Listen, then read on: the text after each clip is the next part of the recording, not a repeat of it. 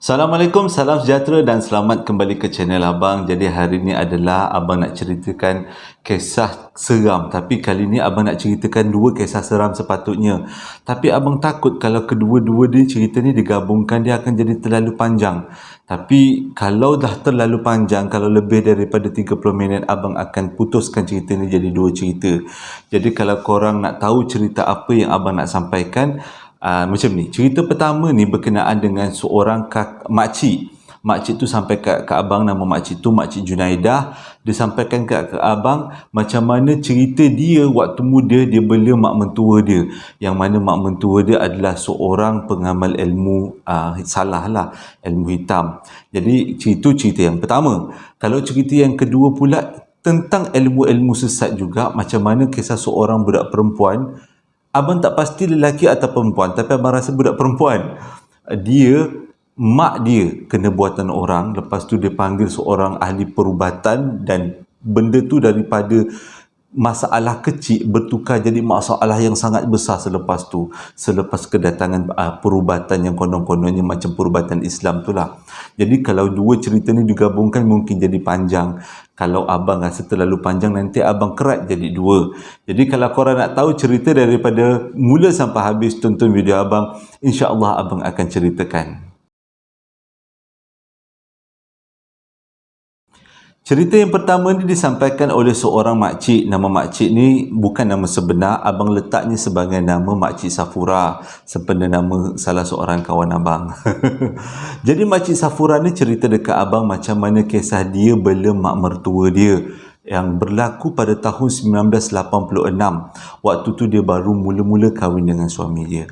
Pada 1986, Makcik Safura ni umur lebih kurang 22-23 lah. Dia masih muda pada waktu tu. Jadi pada awal-awal tu dia memang tak planning nak kahwin pun, sebab dia kata dia nak fokus menjadi seorang pekerja pejabat. Jadi waktu-waktu tu memang banyak pejabat-pejabat membangunkan, ada banyak company-company, jadi dia nak kerja lah dekat syarikat-syarikat timba pengalaman. Tapi disebabkan dia dijodohkan oleh keluarganya dengan seorang lelaki yang satu tempat dengan dia, iaitu di kawasan Raub Pahang. Jadi dia pun reda lah. Cumanya suami dia ni agak berusia. Dia berumur 22 tahun. Makcik Safura ni umur 22 tahun. Tapi suami dia berumur lebih kurang 35 tahun. Agak tua lah. Jadi disebabkan hasrat keluarga nak menyatukan mereka berdua, Makcik Safura pun terimalah, redalah dapat suami yang tak berapa nak muda. Dia ingat dapatlah kahwin umur 20 dengan lelaki umur 24-25, BTS kan. Tapi dapatlah suami tua. Tapi mujurlah suami dia kata kacak, handsome, kurus tinggi orangnya. Dia ada darah-darah campur sikit, macam muka-muka Cina sikit. Dia kata handsome lah lelaki dia kata. Sampai sekarang pun makcik tu cakap suami dia handsome. Jadi bila dah kahwin tu, ceritanya bila sebelum kahwin tu, si suami dia ni tanyalah dengan si Safura ni, dengan makcik ni lah, seabang namakan dia sebagai Safura je lah. Dia tanya dengan Safura, bila awak dah kahwin dengan saya, boleh tak kalau mak duduk dengan kita? Maksudnya mak mentua Safura lah, mak kepada suami dia duduk dengan kita. Kata Safura tak ada masalah, dia pun selalu jaga orang tua, sebab keluarga dia ni bela nenek dia, bela moyang dia, jadi dia tak ada masalah. Lepas berkahwin nanti dia akan bela mak mentua. Jadi suami dia pun gembira lah bila Safura terima hasrat untuk menjaga mak mertua. Jadi diorang pun berkahwinan dalam satu majlis yang sangat bagus. Nak jadi cerita, suami dia ni ada 4 orang adik-beradik. Maksudnya suami dia anak yang bongsu. Dia ada 3 orang lagi dekat akak dia dekat atas. Jadi tapi jarak diorang agak jauh-jauh lah, umurnya agak jauh-jauh. Jadi lepas berkahwin pun dia tinggal dekat satu rumah tu yang dibeli oleh suami dia, dan mak mertua pun dibawa sekali tinggal dengan suami dia. Tak ada masalah lah. Jadi perjalanan kahwin tu macam biasa. Cumanya yang Safura perasan, yang Makcik Safura ni perasan, mak mertua dia ni walaupun dah tua tapi kudratnya lain macam. Memang pelik. Sebab mak dia ni, dia kata masa muda-muda mak dia adalah seorang tukang urut yang agak terkenal dekat kampung dia orang. Kampung dekat Raub Pahang ni agak terkenal sebagai seorang tukang urut. Urut patah boleh, urut terseliuh boleh, urut orang bersalin pun boleh. nak bagi betul-betul peranakkan pun boleh. Jadi disebabkan mak dia ni pandai berurut, mak mentua dia pandai berurut, jadi mak dia ni anggap tu sebagai satu perniagaan. Setiap kali mak dia urut akan dikenakan cas lah. Jadi boleh dikatakan keluarga dia orang ni agak berada hasil daripada urut mak dia tu. Maksudnya pendapatan yang dia menyebabkan dia orang senang ni adalah hasil daripada pendapatan urut mak dia. Jadi bila mak dia tinggal dengan dia, ada satu benda yang pelik, iaitu mak dia ni suka cakap sorang-sorang dalam satu-satu masa tertentu. Mak dia normal, okey, boleh berjalan walaupun waktu tu mak dia dah berumur dekat 70 tahun, 60 lebih. Mak dia boleh berjalan, 70 lebih, bukan 60 lebih, 70 lebih. Boleh berjalan, sihat, boleh buat kerja sendiri, boleh mandi sendiri, makan sendiri. Tapi ada dua perkara pelik. Satu, cakap sorang-sorang. Yang satu, bila malam-malam tertentu, mak dia suka pasang kemenyan dekat dalam bilik dia. Bila Safura ni tegur kenapa mak suka pasang kemenyan, dia cakap untuk wangi-wangi rumah. Tapi dia dah rasa macam ada yang tak kena orang tua ni, dia pasang-pasang kemenyan. Lepas tu yang lagi pelik lah, bila suami dia tak pernah marah pun mak dia buat benda-benda yang mengarut macam tu. Dia pernah beritahu dengan suami dia, mak suka cakap sorang-sorang lah bang, dia kata. Tapi suami dia kata biarkanlah, itu dia memang hak mak dia suka cakap sorang-sorang lah, taklah, jangan dia apa tu tiba-tiba mengarut dah lah. Okay. Jadi nak jadi cerita, selang beberapa bulan akhirnya Safura mengandung, makcik Safura mengandung anak yang pertama. Dia dah mengandung, gembiralah dia orang lelaki bini. Tapi suami dia ni walaupun dia tahu bini dia mengandung, dia banyak buat bodoh tau, macam buat tak heran, buat tak hirau aje. Tapi nak jadi cerita, ni yang teruknya lah, nak jadi cerita selang beberapa minggu selepas sebulan 2 bulan lepas kandungan tu dah mula membesar, tiba-tiba satu pagi, satu malam, makcik Safura bermimpi dia didatangi dengan satu makhluk hitam matanya merah sambil pegang-pegang perut dia. Pegang-pegang lah, usap-usap, digamas-gamas peluk dia dalam perut dia lah. Dalam mimpi lah, ini gamas-gamas tu dalam mimpi. Jadi esok paginya bila Safura bangun, dia rasa macam ada yang tak kena dekat perut dia. Rupanya bila dia pergi klinik, barulah doktor tu cakap kandungan dia hilang. Pelik kan? Kandungan hilang, tak ada kandungan dalam tu. Yang tadi 2 bulan ni memang cantik, memang ada baby, dah buat test semua. Tapi kali ni waktu tu tak ada scan-scan tau. Waktu tu zaman tu belum ada scan-scan lagi, makcik Safura cakap. Berdasarkan kepada kalau nak scan tu bila dah besar lah, dah kandungan dah besar baru scan. Yang kecil tu memang ada baby, boleh dia rasa. Tapi lepas tu hilang. Selepas 2 bulan mengandung, dia punyalah sedih. Makcik Safura punyalah sedih, punyalah stres. Bila cakap dengan laki dia boleh jawab apa? Dah takdir, nak buat macam mana. Tak stres ke? Kalau abang mengandung pula lah. Boleh lah. Kalau abang yang mengandung lah, tiba-tiba anak dalam kandungan abang hilang, kita dah seronok nak beli baju baby, stocking baby, kasut baby semua, tiba-tiba anak hilang, kita stres lah kan. Ibu, mak-mak yang dalam ni mesti boleh rasa kan, anak tiba-tiba hilang. Tak apalah, dia anggap tu takdir lah, takdir. Mungkin sebelum tu dia rasa bukan mengandung, tapi dia ingat dia mengandung. Okey, dia jalani hidup macam biasa. Okey, tak ada masalah semua. Selang beberapa bulan lepas tu, yang walaupun selang beberapa bulan, mak dia ni tetap juga cakap sorang-sorang, tetap juga setiap malam-malam tertentu akan bakar kemenyan. Dia pun tak tahulah kenapa mak dia macam tu. Tapi dia anggap mak dia ni ada bela-bela lah. Dia memang dah boleh rasa. Jadi selang beberapa bulan, makcik Safura sekali lagi mengandung. Tapi kali ni, dia yakin akan berlaku kehilangan pada kandungan dia. Jadi untuk mengelakkan perkara yang buruk berlaku, pisang berbuah 2 kali, dia pergi jumpa seorang ustaz. Dia cerita dekat ustaz tu tentang kandungan dia yang hilang kali pertama ni. Jadi ustaz tu pun bagilah amalan. Bukan ustaz lah, imam. Imam dekat kawasan dia, bagilah amalan. Bagi zikir-zikir, bagi penguat dalaman. Bila dah banyak zikir-zikir diamalkan, ada satu perubahan yang dia perasan. Mak mertua dia ni macam selalu mengadu, rumah tu panas gitu. Sejak dia amalkan zikir-zikir tu. Nak jadi cerita, emak dia ni tak pernah solat tau. Dia kata dia tak pernah tengok mak mertua dia solat.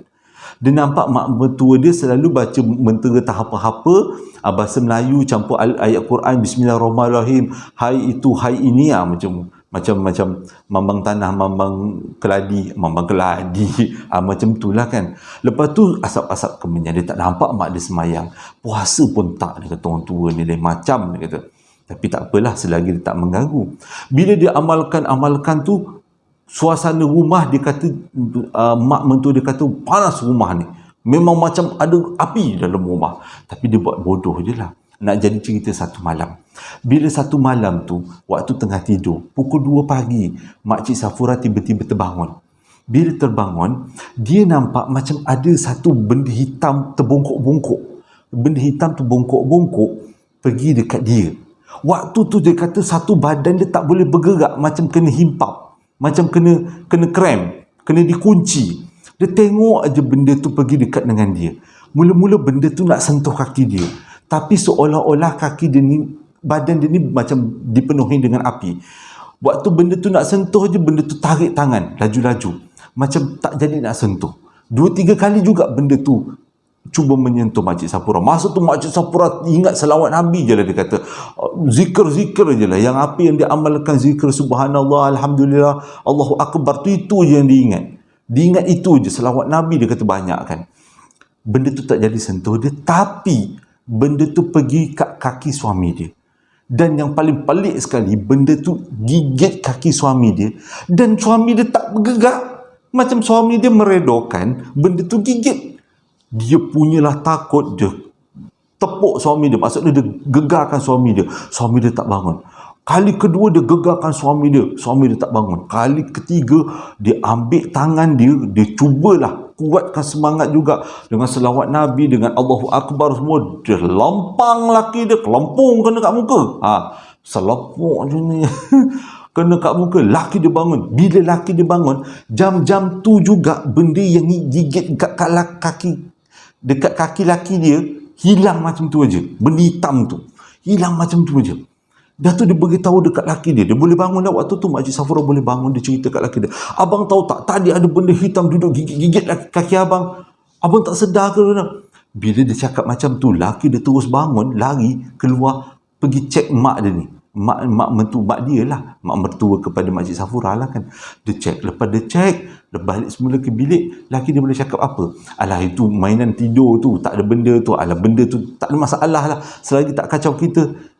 Pelik tak? Kata Makcik Safura, pelik. Apa hal laki aku macam ni pula? Macam seolah-olah laki dia tahu benda tu nak gigit. Makcik Safura tak puas hati. Dia ambil kaki laki dia, dia tengok memang ada 2 kesan lebam, macam kena gigit, kena lebam, macam tak kenalah. Dia kata benda ni bukan benda-benda yang biasa.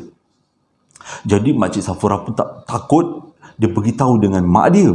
Mak dia pun cakap, jangan-jangan mak mentua dia ni ada bela-bela kot, ada benda yang tak kena kot. Jadi mak mentua dia cakap, apa kata dia suruh Safura dan juga suami dia pergi berubat dekat ustaz imam dekat yang dia ambil amalan-amalan zikir-zikir tadi kan. Jadi mula-mula dia pujuk suami dia, suami dia tak nak pergi. Suami dia kata tak nak, dia kata benda ni biasa je. Tapi lepas dia ugut, kalau abang tak pergi, baby dalam kandungan ni hilang lagi, abang bertanggungjawab, dia kata. Jadi bila dia kena ugut macam tu, takutlah kan laki dia pun pergilah. Okey, sama-samalah dia orang lelaki bini pergilah dekat jumpa ustaz tu. Bila jumpa ustaz tu pun buat bacaan Yasin semua, apa bendalah, bacaan Al-Quran semua. Bila dah tengah-tengah bacaan, tiba-tiba laki dia ni kena rasuk. Ada benda lain masuk dalam badan laki dia. Lepas tu benda tu cakap berinteraksi dengan imam tu. Dia cakap macam ni. Dia kata, engkau jangan kacau-kacau keturunan aku. Memang perjanjiannya aku akan dapat janin anak pertama. Itu perjanjian dia. Kau jangan kacau-kacau lagi. Macam tu lah lebih kurang dia ugut ustaz tu lah, imam tu. Jadi bila dah ditawar-tawarkan, dah dibincang-bincangkan semua, dan benda tu pun dah pergi, suami dia pun dah sedar. Lepas tu ustaz tu tanya, imam tu tanya dengan suami Safura ni, sebenarnya apa ceritanya? Rupanya daripada awal suami Safura ni tahu yang emak dia orang ada membela-bela yang tak kena. Dan dia kata selama dia hidup memang benda tu gigit kaki dia, memang jadi upah dia. Macam dah bagi abang lah kan, mak mentua Safura, makcik Safura ni, dia dah brainwash suami dia tu kan. Dia kata, engkau jangan takut nanti ada kawan mak gigit-gigit ibu jari engkau biar aje, kau takkan mati. Alah, darah kita kan banyak, dapat sedekah dekat benda tu sekali dua pun bersalahnya kan, sedekah juga kan, dia kata kan. Ni amalan sedekah juga, walaupun sedekah dengan alam sebelah punya makhluk. Sedekah, jangan salah, ini bukan sedekah ni, sebenarnya bukan sedekah, abang je yang letak. Jadi suami dia bercerita lah dengan ustaz tu. Jadi perjanjiannya, kalau tak nak diganggu lagi, kandungan anak dia yang pertama, benda tu nak ambil, dan suami dia bersetuju. Bila makcik Safura dengar, rupanya selama ni suami dia tahu yang anak yang pertama tu bakal hilang, frust gila dia frust gila. Apa sangat sengal laki aku ni ke? Anak dikorbankan macam tu aja. Boleh pula laki makcik Safura cakap apa? Kan awak boleh mengandung banyak kali. Itu kan ada anak yang kedua, yang hilang anak pertama. Lepas tu imam tu cakap macam ni, jangan percaya dengan syaitan iblis ni. Dia memang kata dia nak ambil anak pertama, tapi tak mustahil dia akan ambil anak kedua, anak ketiga dan anak seterusnya. Barulah suami makcik Safura ni terfikir, betul juga kata imam ni kan. Jadi ustaz ni pun, imam ni pun bekalkan beberapa daun bidara pada makcik Safura dan juga suami dia untuk mandikan mak dia dengan suami dia pun kena mandikan dengan air daun bidara. Abang pun tak faham sangat kenapa mandi dengan air daun bidara, tapi katanya daun bidara ni jin tak suka, tapi sejauh mana betul tu abang tak pasti. Tapi inilah yang diceritakan pada abang lah kan. Jadi balik tu pun makcik Safura dengan suami dia ni mandikan mak mentua dia ni. Heret mak dia mentua dia pergi dekat bilik air, mandikan suami dia pun mandikan mak dia sekali, menjerit-jerit orang tua tu. Memang dia kata, memang dimarah sangat. Sampaikan mak mentua dia tu tunjuk dekat makcik Safura tau. Dia tunjuk, kau punya pasal aku kena mandi macam ni. Kau tahu aku sakit. Kau mengandung, dia kata kau mengandung, kau hati-hati. Jangan sampai anak kau yang kedua hilang. Kalaulah kita jadi makcik Safura, macam mana perasaan kita kalau mak mentua kita ugut kandungan kita, bukan kita lah, kandungan kita tu hilang. Kita mesti rasa macam, kurang hajar punya mentua ni. Ajar aku terajang juga. Taklah, bukan macam tu. Itu kalau abang dah marah macam tu lah, kita rasa macam kita nak melindungi anak kita kan. Jadi tak puas hati, belah dah mandikan mak dia, makcik Safura ni pun telefonlah kakak-kakak kepada suami dia. Tu kakak-kakak dengan suami dia, ya Kak Long, ya Kak Ngah, ya Kak Lang, dia kata, datang dekat rumah. Bila datang kat rumah, kakak-kakak dia ni ceritakanlah kepada makcik Safura sebenarnya apa amalan mak dia ni. Rupa dia ni, mak dia ni memang tukang urut yang terkenal, tapi setiap apa yang mak dia dapat mesti ada dia punya balasannya. Jadi adik dia yang bongsu yang lelaki ni yang jadi mangsa. Sebenarnya diorang nak ambil adik lelaki dia pergi berubat, tapi diorang ni semua kahwin awal, keluar daripada rumah tu awal, jadi tak sempat nak mengubat adik dia ni. Tapi disebabkan makcik Safura ni mengandung, dan sekali dah hilang kandungan ni, kali kedua mengandung, dia kata kita kena buat sesuatu, kita kena ubat mak kita supaya mak kita ni baik dan benda tu hilang daripada dunia lah kan, daripada keluarga dia orang. Jadi sejak daripada tu, ustaz imam tu pun dipanggil dekat rumah hari-hari. Jadi yang berubat bukan makcik Safura je, tapi suami makcik Safura, mak mentua dia dan 3 orang kakak dia. Nak jadi cerita, berubatlah 2 bulan ustaz tu ulang-alik ke rumah tu nak mengubat keluarga ni. Tapi alhamdulillah dah semakin hari semakin hilang, dan mak dia ni daripada umur 70 boleh buat macam-macam kerja, sihat walafiat, kuat gila, menumbuk orang pun boleh. Tapi semakin lama mak dia semakin uzur, makin tak larat, dan akhirnya selepas habis berubat tu, nak ditakdirkan Allah Ta'ala lah kan, mak dia pun meninggal dunia. Jadi sejak daripada tu, kata makcik Safura, anak pertama dia hilang, jadi anak kedua, anak ketiga, anak keempat, sampailah kesudah semuanya sihat-sihat, semuanya hidup pun dah, makcik Safura ni pun dah dapat cucu, anak-anak dia pun dah membesar semua. Tapi cerita dia ni, pengalaman dia, makcik Safura pesan ke abang lah, dia kata pengajaran dia daripada cerita ni, sebelum korang kahwin, korang make sure siapa mak mentua korang. Kalau mak mentua korang jadi ada membela-membela, hati-hati, dia kata, jangan jadi macam makcik hilang kandungan dalam perut. Bahaya kan. Okey, itu adalah cerita yang pertama. Cerita yang kedua disampaikan kepada abang. Sebenarnya abang tak tahu yang sampaikan ni lelaki atau perempuan. Tapi tengok daripada susunan ayat dan cerita, macam perempuan yang bagi. Abang namakan dia sebagai Alisa. Rasanya tu nama sebenar dia kot, Alisa. Kes ni berlaku pada 15 tahun yang lepas. Sekarang ni umur dia 30. Jadi 15 tahun yang lepas, umur dia 15 tahun lah. 15 tahun. Berlaku dekat Kelang. Dekat kampung, abang lupa kampung apa, tapi dekat Pekan Paka, tak macam tu lah lebih kurang, tapi kat Kelang lah 15 tahun yang lepas cerita ni. Waktu tu dia kata dia masih lagi bersekolah, umur 15 tahun. Jadi nak jadi cerita, pada satu hari mak dia punya tumit sakit. Lepas dia cek dekat tumit mak dia tu, ada bonjol lah, benjol yang agak besar macam ni. Agak keras lah benjol tu. Bawa pergi klinik. Bila bawa pergi klinik, doktor kata, bila bawa pergi klinik, benjol tu hilang. Contohlah ceritanya. Bila bawa pergi klinik, benjol tu hilang. Tak ada benjol. Tapi bila balik rumah, benjol tu muncul. Benjol tu macam tahu-tahu dia nak pergi klinik. Dia hilangkan diri. Jadi bila 2-3 kali ulang kat klinik, dah jadi macam tu je, tak jadi apa-apa.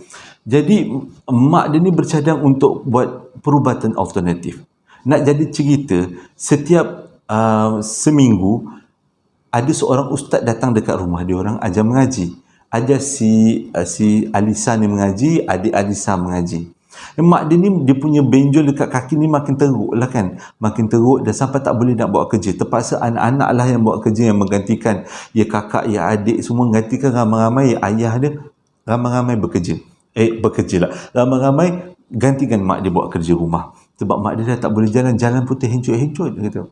Jadi berbalik pada ustaz tadi kan, dia orang ni memang ada ustaz datang rumah ajar mengaji. Jadi bila si ayah ni beritahu yang isteri dia ni dalam keadaan yang uzur sebab ada benjol dekat tumit kaki, jadi ustaz ni pun bagi cadangan, apa kata abang pergi berubat dengan seorang pakcik ni. Pakcik ni bagus bang ubatnya. Dia kata siapa datang berubat dengan dia, show confirm baik. Sebenarnya dengan izin Allah lah kan, dengan izin Allah Ta'ala. Dia kata orang yang datang berubat daripada jauh, utara, selatan, semua datang berubat, memang dengan pakcik ni baik terus, dia kata. Jadi bila dah macam tu, si suami dia ni, bapa si Alia, abang nama Alia, bapa si Alia ni kata macam, okeylah, kita panggil lah pakcik itu. Tapi belum sempat panggil Alia pun tanyalah dengan mak dengan bapa dia, betul ke nak panggil? Sebab betul ke orang tu mengamalkan perubatan Islam? Tapi bila walaupun anak dia persoalkan macam tu, bapa dia buat tak hirau. Sebabnya tengok keadaan bini dia makin teruk kan, dengan benjol kat kaki makin teruk. Jadi apa kata kita ikhtiar dulu, kita panggil lah pakcik tu datang rumah. Jadi nak jadi cerita, pada satu hari pakcik tu pun datang rumah. Tapi pakcik tu tak datang seorang tu. Pakcik tu datang dengan satu kumpulan perubatan, lebih kurang 5-6 orang, ramai-ramai. Tapi pakcik tu tak terus-terus masuk rumah. Dia kata hari pertama pakcik tu datang, pakcik tu smoking dulu kat depan rumah. Dia kata relax, dia kata nak ambil aura lah, dia kata. Jadi bila dah habis smoking, pakcik tu masuk dalam rumah. Tapi pakcik tu tak terus-terus tengok kaki mak dia. Pakcik tu terus pergi dekat bilik, macam scan. Macam tu, dia kata. Pakcik tu pergi satu bilik ke satu bilik, akhirnya ke ruang tamu, akhirnya ke ruang makan, ke dalam bilik air, ke dapur, scan. Lepas tu, dia ni pun umur 15 tahun, kan budak muda kan, mulut-mulut menanyalah kan, mulut-mulut nak menanyalah. Dia kata, pakcik tengah buat apa tu? Dia kata, pakcik nak tengok mana aura kejahatan, dia kata.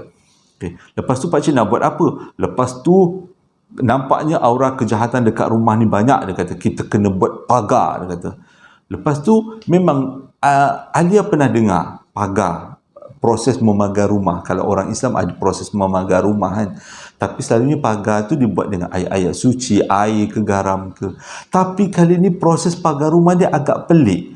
Pagar rumah dia ni, dia ditanamkan bungkusan-bungkusan putih dekat sudut-sudut rumah, dekat luar rumah lah kan. Dia kata dia tak pernah tengok orang pagar macam ni. Tapi tak apalah, lepas dah habis pagar tu, barulah pakcik tu pergi dekat mak dia, terus pegang kaki mak dia, terus urut lah, kononnya macam nak mengurut. Tapi si Alia ni rasa macam pelik. Kenapa pakcik ni tak minta izin dengan bapak dia, terus-terus pegang kaki mak dia yang bukan muhrim, terus mengurut? Sebab selalunya kalau perubatan-perubatan Islam, kalau nak urut dia akan minta izin suami. Lepas tu dah pula dia minta urutnya dalam keadaan yang terbuka. Kadang-kadang dia dilapik lagi dengan kain untuk menjaga aurat. Ni tak ada, dia ambil kaki mak orang tu, hut macam tu. Dia apa tadi buat, dia rasa macam pakcik ni ada yang tak kena. Sambil mengurut, pakcik tu ada baca-baca mentera tau. Dia memang confirm mentera, sebabnya tak dengar pun ayat Quran. Bismillah tak ada, auzubillah tak ada, doa apa pun tak ada. Yang dia dengar kungkang bahasa, tak apa-apa bahasa. Tak dia dengar, tapi dari situ dia yakin pakcik ni bukan mengamalkan ajaran Islam lah, bukan perubatan Islam lah. Lepas tu dah habis berubat, pakcik tu balik. Tapi pakcik tu cakap apa? Nanti aku datang lagi rumah ni, aku nak buat pagar kali kedua. Lagi 2 hari aku datang. Jadi pakcik tu balik. Bila pakcik tu balik, dalam masa 2 hari lepas pakcik tu balik, kaki mak si Alia ni tak baik. Benjol yang tadi tu besarnya biji kacang dah jadi besar dia kata. Besar. Menempel dekat tumit kaki mak dia, sampai mak dia tak boleh nak buat apa. Jadi nak jadi cerita lah kan, nak jadi cerita, kali kedua pakcik tu datang, pakcik tu tanam lagi tahap-tahap kain putih yang bungkus-bungkus, tanam di sekitar rumah. Tapi nak buat macam mana? Tapi kali ni ada satu benda yang memang Alia rasa lain macam pakcik ni. Tiba-tiba pakcik ni minta bayaran. Dia kata atas perkhidmatan yang dia dah buat. Dan total bayarannya adalah RM700. Dan sewaktu nak berubat tu, pakcik tu minta keluarga Alia ni sediakan telur angsa, ada air mineral, ada entah apa-apa lagi, kemenyan ada. Jadi waktu berubat tu, berubat yang keadaan sangat mencurigakan lah, dia kata. Bukan seperti perubatan-perubatan Islam yang dia pernah tahu sebelum ni kan. Dia kata dia pun curiga lah. Jadi nak jadi cerita, lepas mak dia berubat ni, keluarga ni buatlah majlis kesyukuran lah, minta doa pada Allah Ta'ala kan. Jadi ramailah saudara mara berkumpul dekat rumah tu, tidur kat rumah tu. Jadi bila saudara mara tidur dekat rumah tu, pada malam tu, sepupu Alia nampak adik Alia dekat dalam bilik. Tapi bila dia pergi dapur, dia nampak adik Alia kat dapur. Dia berceritalah benda tu pada Alia. Lepas tu Alia pun cakap apa? Ini bukan kali pertama. Sejak pakcik tu datang berubat, dah macam-macam benda pelik dekat rumah ni. Banyak kali nampak penampakan ayah dia, banyak kali nampak penampakan mak dia, walaupun mak dengan ayah dia tak ada dekat rumah. Dia cerita dah kat sepupu dia kata. Dan ada sekali tu dia kata, dia dengar ayah dia dekat ruang tamu, panggil dia. Jeritlah, dia kata, Alia boleh kan buatkan ayah air?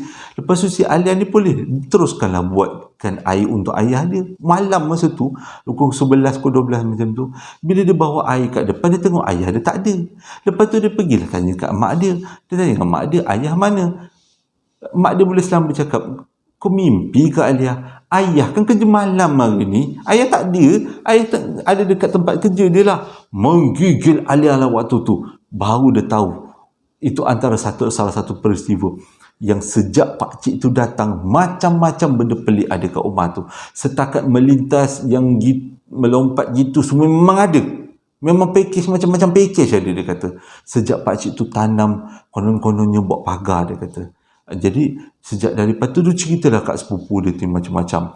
Jadi masa pun berlalu. Dalam masa berlalu tu, keadaan rumah tu semakin hari semakin teruk, kata Alia. Bukan sekali dua dia orang diganggu. Kadang-kadang adik dia nampak mak dia dekat dapur, rupanya mak dia dalam bilik. Kadang-kadang nampak ayah dia tengah tersengih-sengih dekat ruang tamu, sebenarnya ayah dia pergi kedai. Macam itulah dia kata, banyak sangat gangguan. Jadi disebabkan itu, Pada satu hari, jiran dia cerita. Jiran dia lah, dia cakap, apa kata korang semua pergi berubat dekat satu tempat. Lepas tu, bapak dia tanya, dekat mana? Dia kata, dekat satu tempat namanya Darusshifa. Kita pun semua tahu adalah pusat perubatan Islam lah kan. Darusshifa tu dibangunkan oleh Tuan Guru, siapa nama? Harundin. Untuk mengubat benda-benda gaib dah ni kan. Jadi diorang pun semua pergilah kat rumah Darusshifa tu dah berubat. Rupanya Darusshifa bagi tahu pak cik tu asalnya abang berbelit sikit sebenarnya memang tumit mak dia orang ni yang ada benjol tu sebenarnya berpunca daripada orang hantar.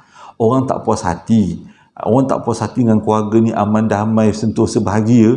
Tak puas hati, dihantarlah sesuatu.